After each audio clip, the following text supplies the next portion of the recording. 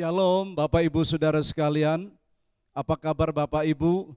Saya percaya kita semua dalam keadaan baik dan kita sungguh bersyukur hari ini kita semua boleh beribadah kepada Tuhan. Mari kita pergunakan waktu yang ada ini untuk benar-benar datang dan hanya beribadah kepada Allah kita, Tuhan penebus dan penolong setiap saya dan saudara sekalian. Mata Tuhan tertuju kepada orang-orang benar dan telinganya kepada teriak mereka minta tolong. Mari kita berdoa dan menyerahkan ibadah ini dalam pimpinan Tuhan. Adapun pertolongan kami datangnya daripada Allah, pencipta langit, bumi dan segala isinya. Turunlah berkat Allah, damai sejahtera, sukacita di dalam Yesus Kristus Tuhan, dan karya Roh Kudus nyata di tengah-tengah kami. Sungguh hati kami bersyukur di hadapan-Mu Bapa, karena kami boleh beribadah kepada Tuhan, kami boleh menyembah kepada Tuhan, dan kami boleh menikmati lawatan Tuhan yang amat luar biasa. Oleh sebab itulah kami memohon campur tangan-Mu Tuhan, kami mohon berkat-Mu dicurahkan di tengah-tengah kami, dan Tuhan memberkati para hamba Tuhan, pelayan-pelayan-Mu yang melayani, diurapi dengan kuasa Roh Kudus, dan setiap hati kami, umat yang datang beribadah kepada Tuhan, dicengkeram oleh kuasa Roh Kudus. Kami mau fokus kepada Tuhan, dan kami mau memuji-muji Tuhan, dan menikmati kasih setia Tuhan dalam kehidupan kami di dalam ibadah ini, awal hingga pada akhirnya. Terpujilah Engkau Tuhan, berkat-Mu turun atas kami, dan kami mulaikan ibadah ini dalam nama Tuhan kami Yesus Kristus. Haleluya, haleluya. Yang percaya katakan bersama, amin.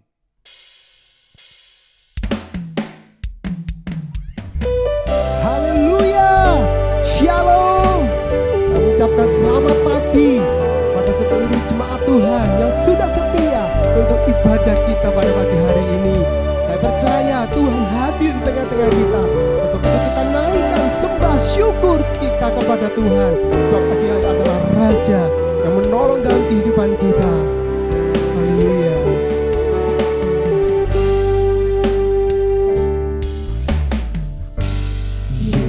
Yesusku, penyelamatku, tiada yang seperti Engkau. Setiap hari ku memuji keajaiban kasih-Mu.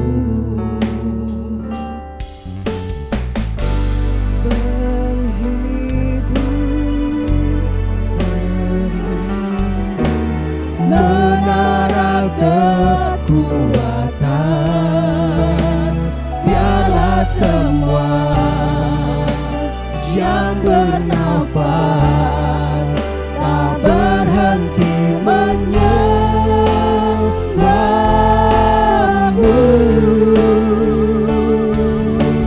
Nyanyian bersoraklah bagi Dia, pujian, hormat, kuasa bagi Raja.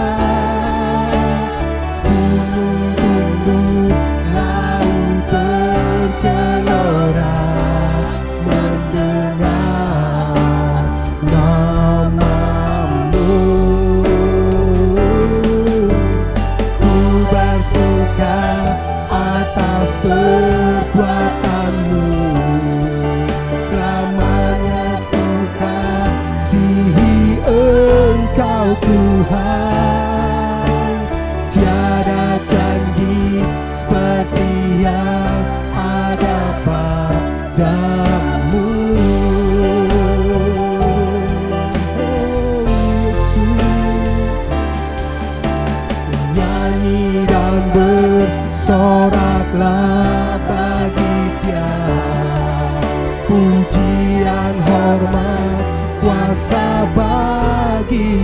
hujan, gunung tunduk, laut bergelora, mendengar namamu. Ku bersuka atas perbuatanmu, selamanya ku kasihi Engkau Tuhan. Tiada janji seperti yang ada padamu.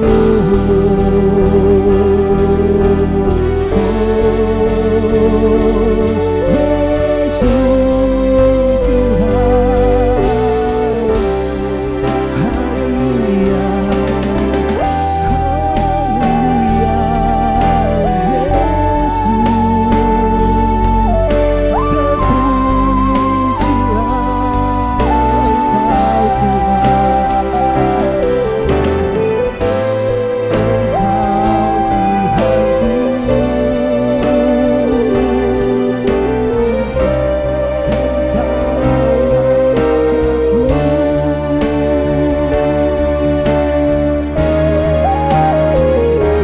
Yesus, nyanyi dan bersoraklah bagi Dia, pujian hormat kuasa bagi Raja. Gunung tunduk, laut bergelora, mendengar namamu. Ku bersuka atas perbuatanmu, selamanya ku kasihi Engkau Tuhan. Tiada janji seperti yang ada padamu, tiada janji seperti yang ada padamu, tiada janji seperti yang ada padamu.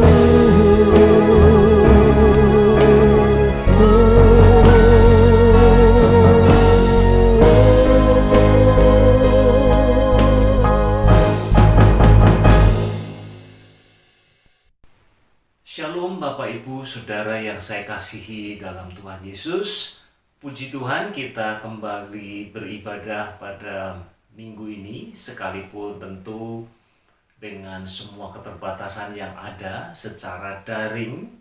Tetapi saya percaya kalau kita sungguh-sungguh membuka hati kita di hadapan Tuhan, maka itu tidak akan pernah mengurangi cara Allah bekerja di dalam kehidupan kita. Puji Tuhan, saya ingin mengucapkan selamat beribadah kepada seluruh sidang jemaat di GUP Kelakah. Puji Tuhan, terima kasih untuk kesempatan saya boleh berbagi firman Tuhan pada pagi hari ini. Puji Tuhan, saudara, mari terlebih dahulu kita akan berdoa sebelum kita menyambut firman Tuhan. Bapa di dalam surga, kami bersyukur pada pagi hari ini karena Tuhan sungguh baik. Engkau selalu menyatakan kasih setiamu di dalam setiap kehidupan kami, sehingga pagi hari ini kami pun masih tetap bisa beribadah meskipun secara daring, tetapi kami percaya Engkau hadir dan Engkau akan menjamah setiap kami. Bapa, ketika kami mendengarkan suara-Mu, mari bekerjalah melalui kuasa Roh-Mu untuk menjamah, mengubah kehidupan kami, sehingga kehidupan kami semakin menyukakan hati Tuhan. Terima kasih Bapa di surga, ini doa kami panjatkan demi nama Tuhan kami, Yesus Kristus. Haleluya. Amin. Saudaraku yang dikasihi oleh Tuhan, saya kira kita semua sepakat untuk mengatakan bahwa tidak ada tempat yang aman di muka bumi ini. Tidak ada, saudara. Bahkan ketika kita memikirkan hal-hal yang paling dekat dengan hidup kita yang barangkali kita pikir tidak membahayakan kita, maka sesungguhnya pemikiran seperti itu adalah salah. Contoh misalnya, saudara, ada sebuah penelitian ya, ketika seseorang terbiasa nonton televisi, maka itu dampaknya sangat buruk bagi kesehatannya.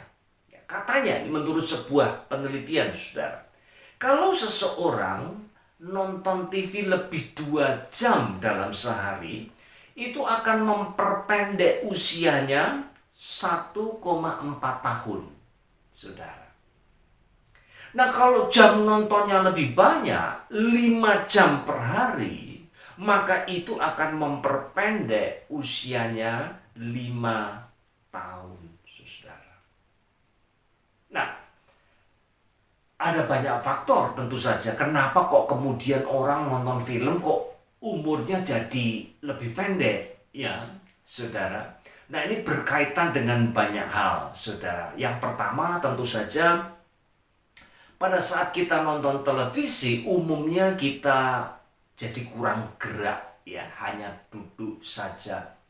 Nah, mungkin juga biasanya sambil nonton TV, biasanya tangan dan mulut kita ini nggak bisa diem, saudara. Ya, umumnya ada saja yang jadi cemilan, ya rambak, ya kerupuk, ya kacang, belum lagi minuman-minuman yang mungkin, ya saudara, mengandung kadar gula yang cukup tinggi sehingga itu akhirnya menggerus kesehatan kita.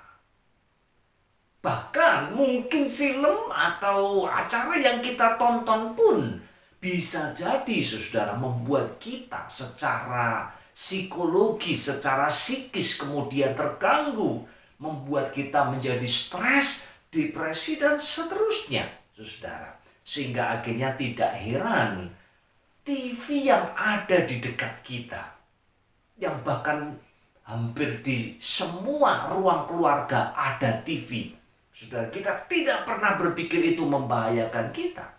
Ya, ternyata sebuah penelitian menunjukkan jam menonton TV bisa jadi mempengaruhi panjang pendeknya usia kita. Sekalipun kita percaya mati hidup ada di tangan Tuhan, tetapi kita bisa, saudara, mempengaruhi kualitas kehidupan kita. Yang lain, fakta yang lain, saudara, nyala lilin, ya, ini hal yang sangat biasa, dekat sekali. Saya sendiri kalau sekarang lampu mati di rumah masih, ya, kami masih menggunakan lilin, saudara, sekalipun juga ada lampu yang rechargeable itu, tapi kami juga seringkali masih pakai lilin.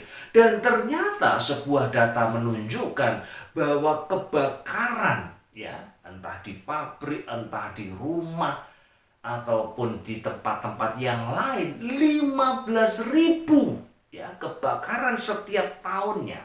Ya, ini terjadi di Amerika Serikat, saudara. Itu gara-gara nyala lilin.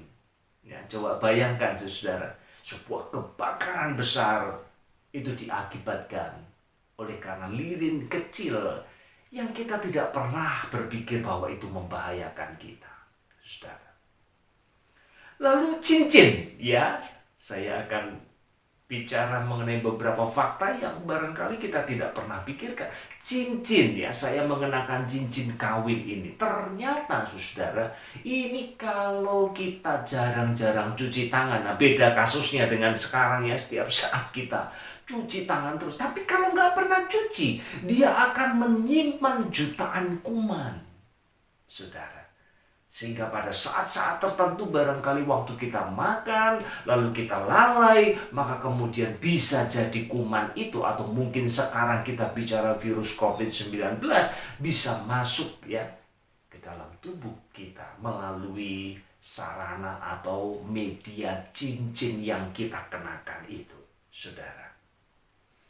Lalu fakta lain yang sangat mengejutkan saya bahwa di Amerika Serikat setiap tahunnya itu ada orang yang mati gara-gara jatuh dari tempat tidur, dan jumlahnya tidak sedikit, saudara, 600 orang, Ya, ini sekali lagi kemungkinannya banyak, barangkali saudara orang kemudian terkena stroke, jatuh dan mati begitu ya.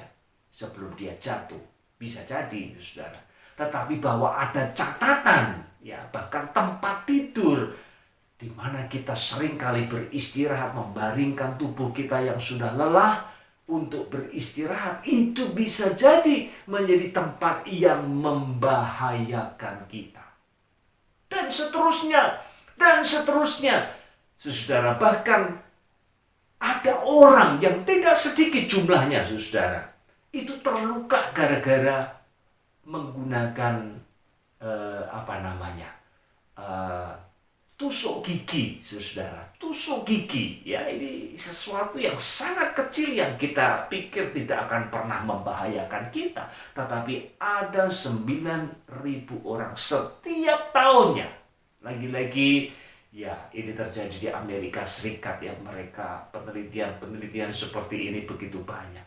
9.000 orang terluka gara-gara tusuk gigi. Sekali lagi, ini adalah hal-hal yang kita tidak pernah pikir akan membahayakan kehidupan kita.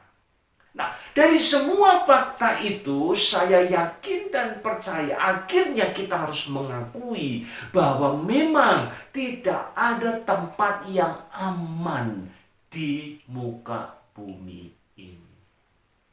Nah, persoalannya adalah bahwa ketika kita dihantui oleh rasa tidak aman, ya, lalu kemudian kita dicekam, dicengkram, dikuasai oleh rasa takut, akhirnya saudara, kehidupan kita akan menjadi lumpuh. Bahkan pengharapan yang selama ini kita pegang akan menguap. Dan dengan begitu, saudara, kehidupan kita akan berakhir dengan tragis. Ya, kita tidak akan pernah menghasilkan sesuatu yang berarti di dalam kehidupan kita. Nah, itu sebabnya pada saat ini saya ingin menyampaikan firman Tuhan, saudara, yang saya beri judul menaklukkan rasa tidak aman. Ya, mari kita akan belajar dari satu bagian firman Tuhan yang kita semua familiar ya, dari pasal 10 dari Injil Matius ayat 29 sampai dengan ayat yang ke-31. Dan inilah kebenaran pertama yang saya mau sampaikan kepada kita sekalian. Bahwa Allah tidak akan pernah melupakan kita. Sekali lagi, kebenaran yang pertama, Allah tidak akan pernah melupakan kita. Nah, saudara, inilah yang terjadi ya, banyak kali. Pada saat kita dirundung oleh sebuah masalah yang besar, bertubi-tubi, dan berlangsung dalam kurun waktu yang lama, saudara, maka seringkali timbul pertanyaan, apakah Allah telah melupakan aku? Kenapa dia seolah-olah tidak berbuat sesuatu untuk melepaskan aku dari masalah ini? Nah, mari sama-sama kita baca teks kita ya, ayat 29 ya, dari Injil Matius pasal yang ke-10. Bukankah burung pipit dijual 2 ekor seduit? Namun seekor pun daripadanya tidak akan jatuh ke bumi di luar kehendak Bapamu. Nah, saudara, mari kita pahami dulu ya. Ini ada nilai uang ya, nilai uang yang disebutkan di sini dengan istilah seduit. Nah, memang saudara, kita hidup pada zaman yang terpisah ya, dari zaman di mana Tuhan Yesus hidup ya, budaya pun berbeda, praktek-praktek kehidupan berbeda, saudara, sehingga kita tidak pernah punya gambaran seduit itu seberapa. Ya, kalau dalam bahasa Yunani itu pakai istilah asarion, ya. Nah, kalau itu kemudian diekuivalenkan, ya kira-kira ya itu adalah 1/16 dinar, saudara. 1/16 dinar. Dan firman Tuhan katakan bahwa upah pekerja dalam satu hari itu adalah 1 dinar. Ya, dan tentu upah bekerja pada waktu itu tentu tidak semahal sekarang ini, saudara. Ya, katakanlah mungkin sekitar barangkali, saudara, mungkin lebih rendah lagi, katakan 80-an ribu begitu satu hari upah seorang pekerja. Lalu kalau dibagi 16 kita dapat kira-kira 4-5 ribu, saudara, rupiah. Ya, itu dapat 2 ekor. Saudara, dan sudah dapat dipastikan ya barang-barang yang murah seperti ini, ya burung pipit ini, ya barangkali ya mungkin kita sebut burung emprit atau burung gereja begitu, saudara, sama sekali tidak bernilai, tidak berharga. Pada waktu itu ini menjadi makanan bagi orang miskin. Ada orang kaya katanya yang suka iseng juga, ya sama, saudara, seperti di dunia kita sekarang ini, ya orang kaya pun juga ingin mencoba makanan yang murah-murah yang biasa dinikmati oleh rakyat biasa, saudara. Ya, itu terjadi di mana-mana dan juga pada waktu itu. Nah, apa yang sebenarnya mau dikatakan di dalam firman Tuhan ini? Yang pertama, bahwa sekalipun burung pipit itu tidak berharga, maka satu di antaranya tidak akan pernah jatuh kalau Allah tidak menghendakinya. Semua ada di dalam kendalinya Allah, saudara. Itu yang pertama. Lalu yang kedua, perhatikan tadi di ayat yang ke-29, Allah itu disebut sebagai Bapamu. Ya, jadi saya suka sekali dengan ekspresi ini. Allah tidak digambarkan sebagai Allah yang maha tinggi, yang tidak terjangkau oleh kita. Tidak. Dia digambarkan sebagai figur yang paling dekat dengan kehidupan kita. Orang tua kita sendiri, Bapa kita sendiri. Dan ini berbicara mengenai interpersonal relationship antara kita dengan Bapa kita yang begitu dekat. Itu sebabnya kita tidak menyebut, ya tidak disebutkan di sini Allah yang mulia, Allah yang maha tinggi, sekalipun itu benar. Tetapi dalam bagian firman Tuhan ini kita diingatkan bahwa Allah itu adalah Bapa kita yang dekat dengan kehidupan kita. Nah, selain daripada itu, saudara, yang harus kita juga catat di sini, ya, pertama, bahwasanya sama seperti burung pipit itu jatuh, maka kita pun juga jatuh. Sama, saudara. Ini akibat dari kejatuhan manusia yang pertama ke dalam dosa, sehingga akhirnya, saudara, terjadi kematian. Terjadi kematian. Segala sesuatu degradasi, mengalami kemerosotan. Tidak ada sesuatu di muka bumi ini yang makin hari makin baik, tidak ada. Begitu pula dengan tubuh kita. Pada akhirnya kita pun juga akan mati. Kita bisa sakit. Itu juga dalam pengertian yang sama. Jatuh dalam pengertian apa di sini? Kita bisa sakit, kita bisa kehilangan orang yang kita kasihi, kita bisa mengalami kerugian dalam bisnis kita. Kita bisa mengalami masalah dalam rumah tangga kita. Kita bisa mengalami sebuah musibah. Dan saat ini saya percaya kita seluruh umat manusia sedang mengalami kejatuhan secara global, saudara. Oleh karena pandemi COVID-19 ini. Kita tiap kali membuka media sosial, setiap kali kita buka Facebook, ya, saudara, selalu kita akan diperhadapkan dengan berita-berita yang memilukan, yang membuat dada kita menjadi sesak, yang membuat kita meneteskan air mata. Orang-orang yang kita kasihi, orang-orang yang dekat dengan kita, mereka harus meninggal oleh karena keganasan dari COVID-19 ini, saudaraku yang dikasihi oleh Tuhan.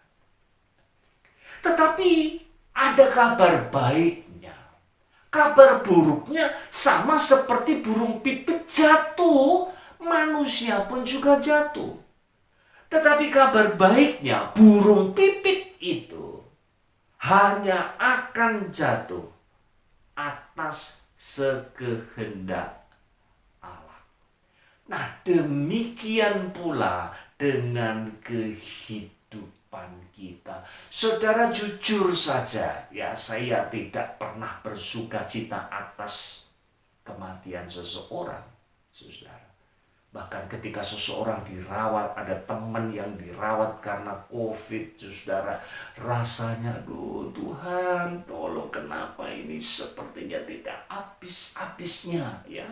Kita dengar di sana sini orang yang kita kenal dengan baik, bahkan orang-orang yang dekat dengan kita, harus dirawat, mengalami masa-masa yang sulit, bahkan sampai mereka meninggal dunia, saudara. Tetapi ingatlah, apakah itu terjadi secara kebetulan? Maka firman Tuhan katakan tidak. Nah, bukan berarti bahwa Allah memang, ya, mengendaki orang-orang ini berjatuhan sakit dan mati. Itu bukan harapan daripada Allah, tetapi itu adalah akibat dari keberdosaan manusia. Pada saat manusia jatuh ke dalam dosa, dunia menjadi tidak ideal lagi.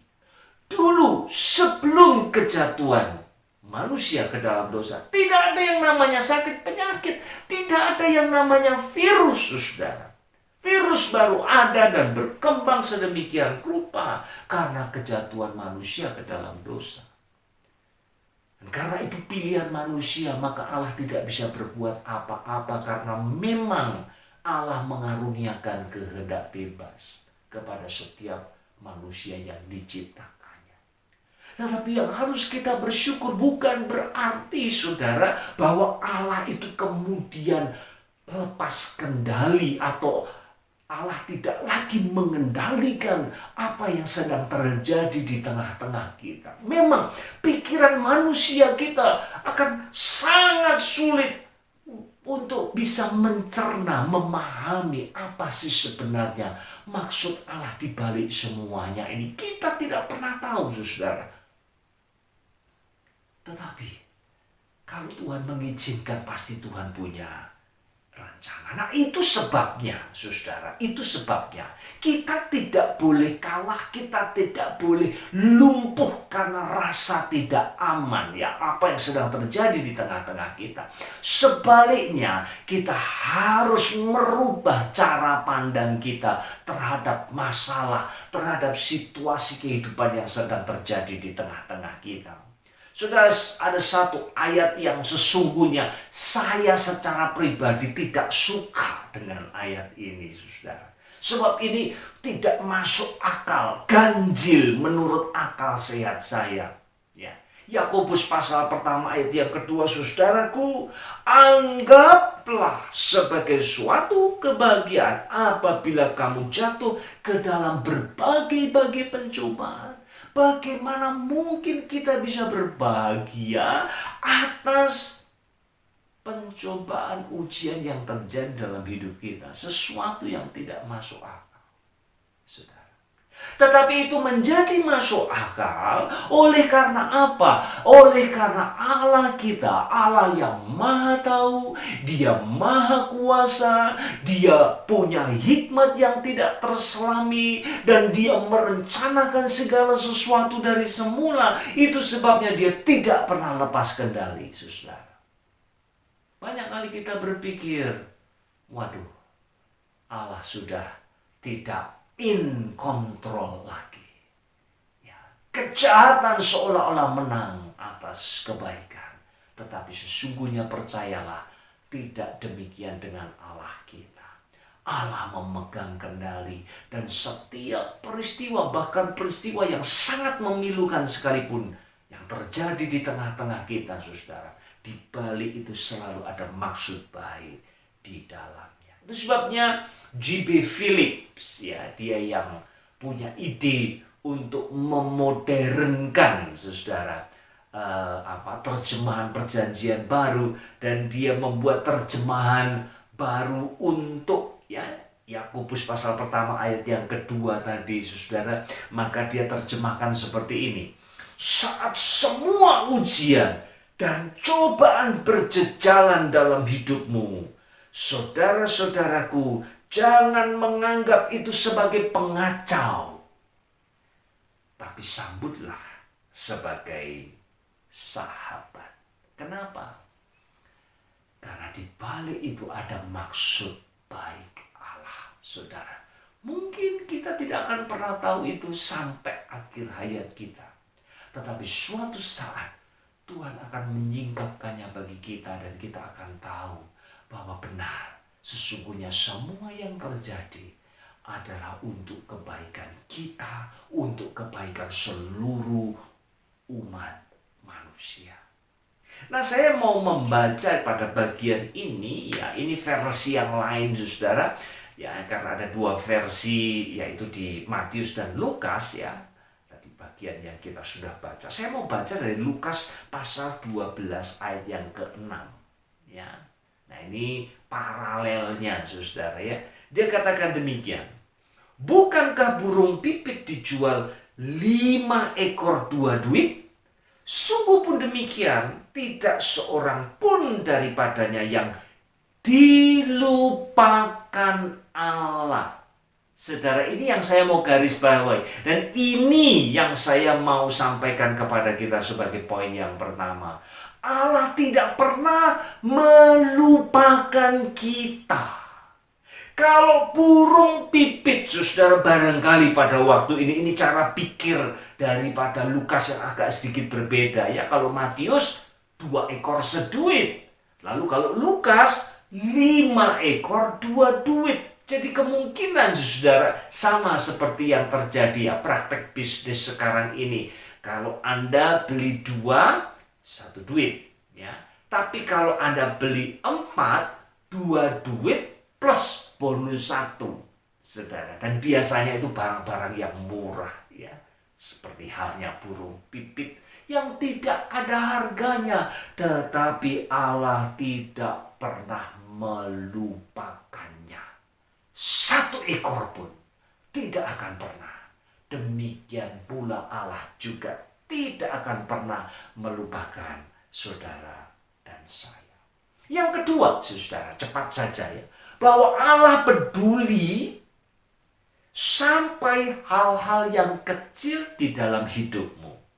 Saudara, ini kesalahan kita, ya. Seringkali kita memahami Allah itu kan, ya, dengan atribut-atributnya, ya.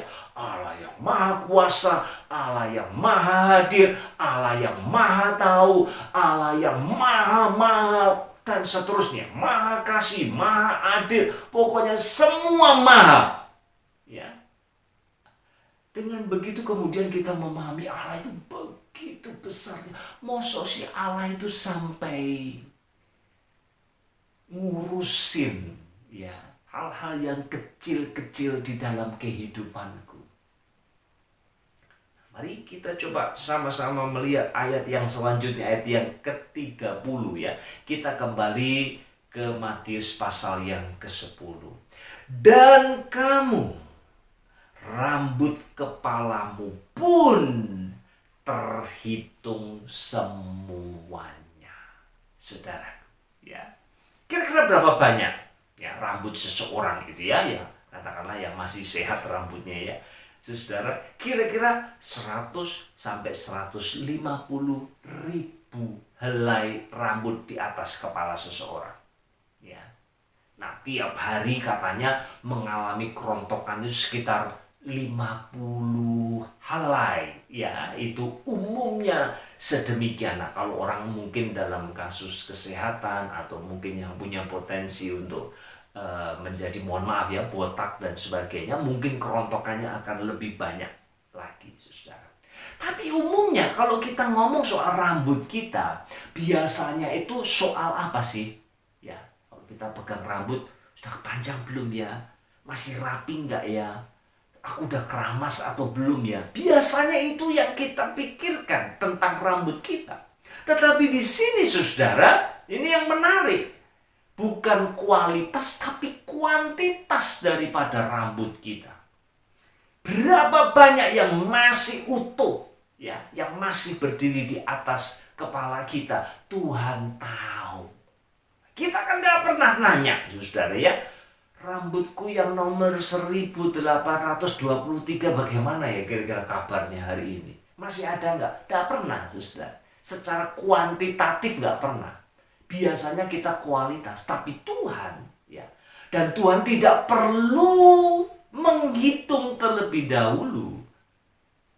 Ya, bagi Tuhan pengetahuan itu sifatnya intuitif, jadi tidak perlu belajar. Seolah-olah di atas setiap kepala manusia itu sudah ada bilangannya dan Tuhan tahu begitu saja.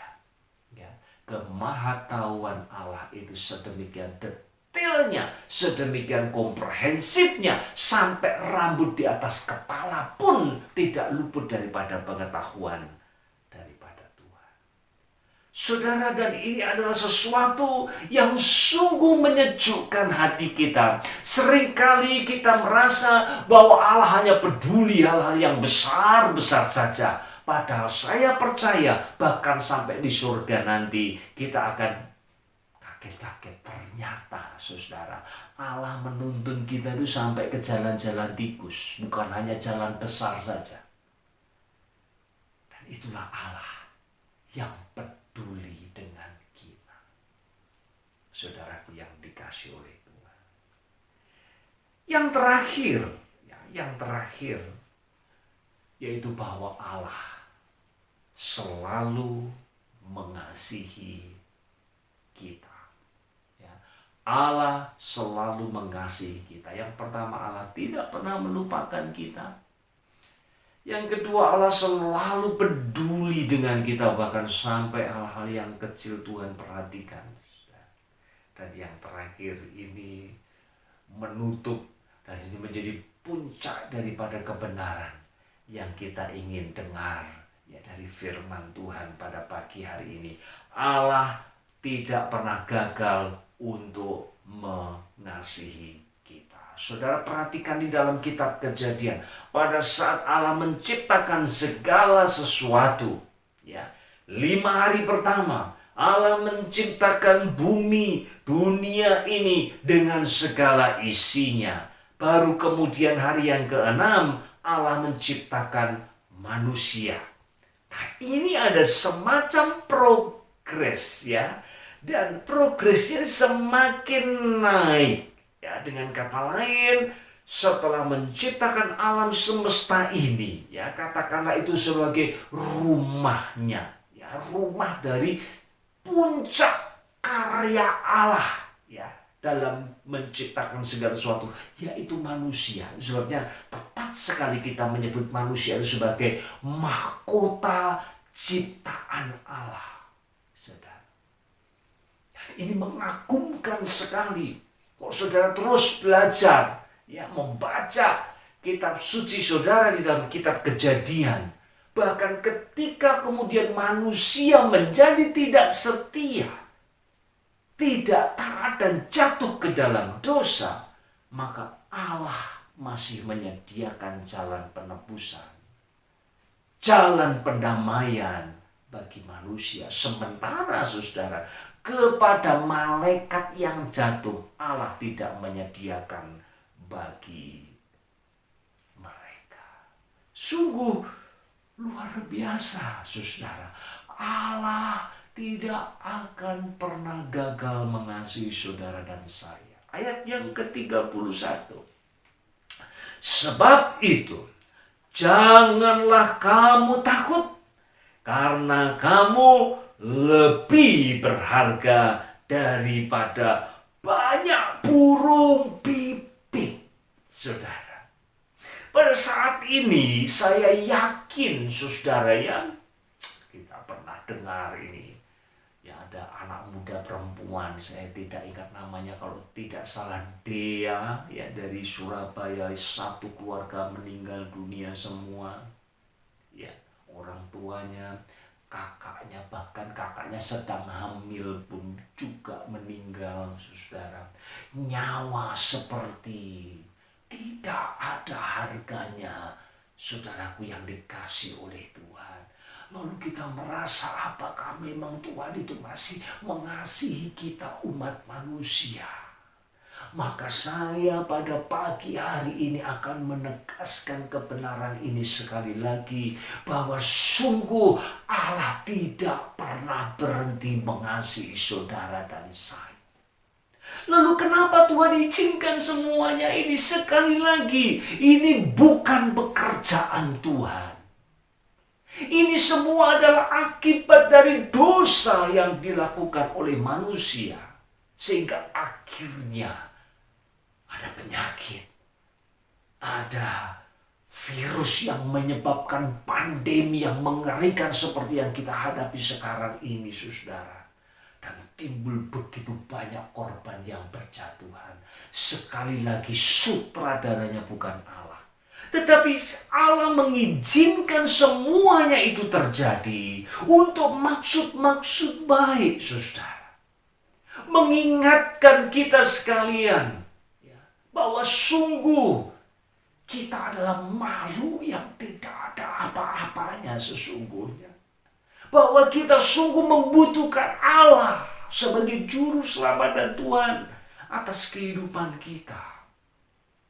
Saya tidak tahu, barangkali saat ini Allah sedang menelanjangi kehidupan kita dan menghancurkan segala bentuk kesombongan. Saudaraku yang dikasihi oleh Tuhan, Allah tetap mengasihi kita. Sebagai penutup, saya mau mengutip dari perkataan Santo Agustinus, ya, yang sangat baik sekali untuk mengakhiri firman Tuhan pada pagi hari ini. Demikian yang beliau katakan. Percayakanlah masa lalu Anda pada kasih karunia Allah. Ya, selalu cukup untuk menutup dosa-dosa kita, pelanggaran. Lalu masa sekarang Anda pada kasih Allah. Sekali lagi, kasih Allah tidak pernah luntur oleh zaman, saudara. Dan masa depan Anda pada providensia atau pemeliharaan Allah. Masa lalu kita serahkan pada kasih karunia Allah, dan jaminan di sana pasti dosa, kesalahan, pelanggaran kita diampuni. Masa sekarang kita ditopang oleh kasih Allah. Masa depan, saudara, kita percaya bahwa Allah tidak pernah meninggalkan kita dan beliau senantiasa memelihara kehidupan kita, saudara.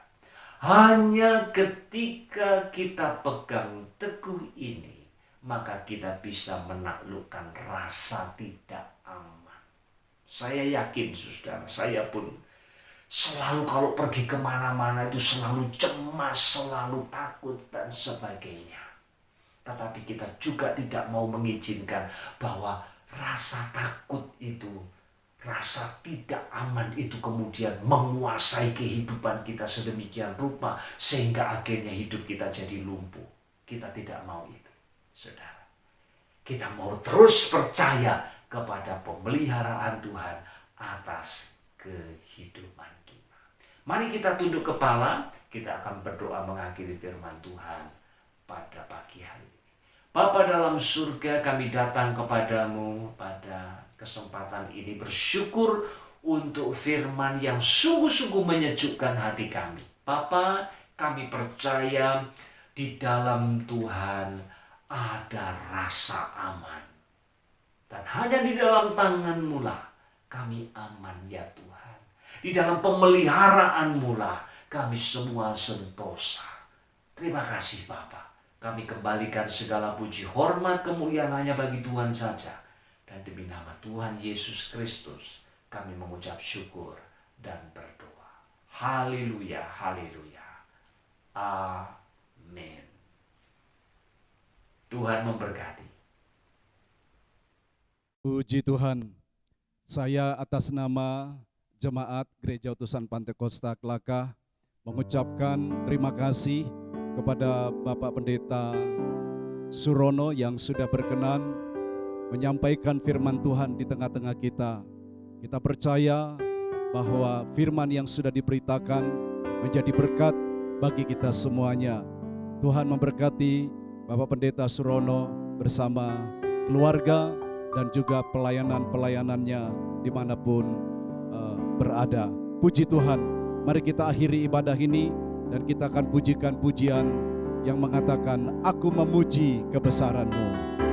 Haleluya, haleluya. Aku memuji kebesaran-Mu. Amin. Ajaib Tuhan, glory, glory. Ajaib Tuhan, aku memuji kebesaran-Mu. Ajaib Tuhan,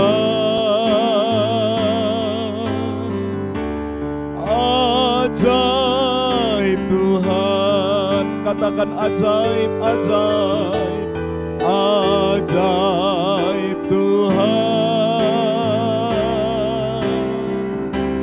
ajaib Tuhan.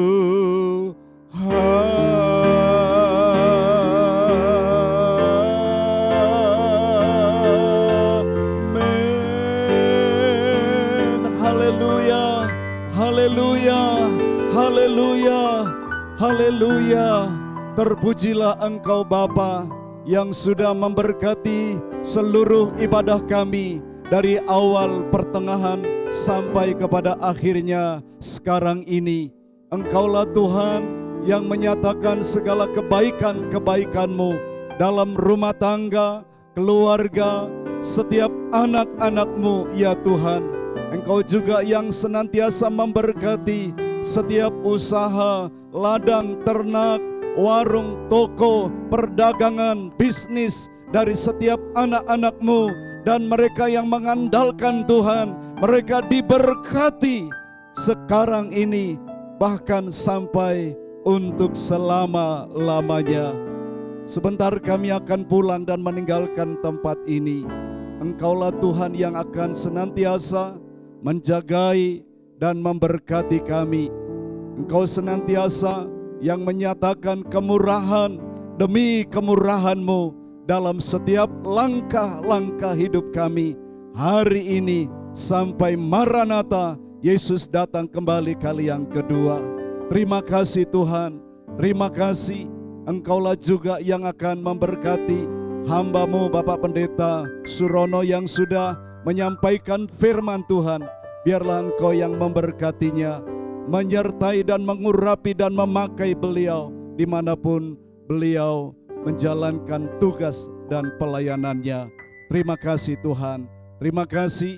Kami juga bersyukur atas penyertaan-Mu dalam ibadah ini, awal hingga pada akhirnya sekarang ini.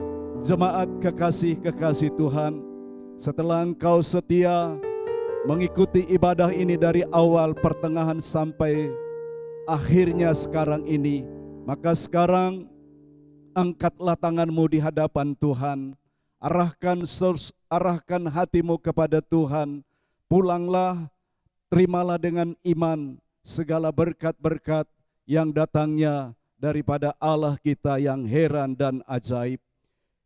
Tuhan memberkati engkau dan melindungi engkau. Tuhan menyinari engkau dengan wajah-Nya dan memberi engkau kasih karunia. Tuhan menghadapkan wajahnya kepadamu dan memberi engkau damai sejahtera hari ini sampai untuk selama-lamanya. Di dalam nama Bapa, Putra, dan Roh Kudus, kami sudah berdoa dan mengakhiri ibadah ini. Haleluya. Yang percaya katakan bersama-sama, amin.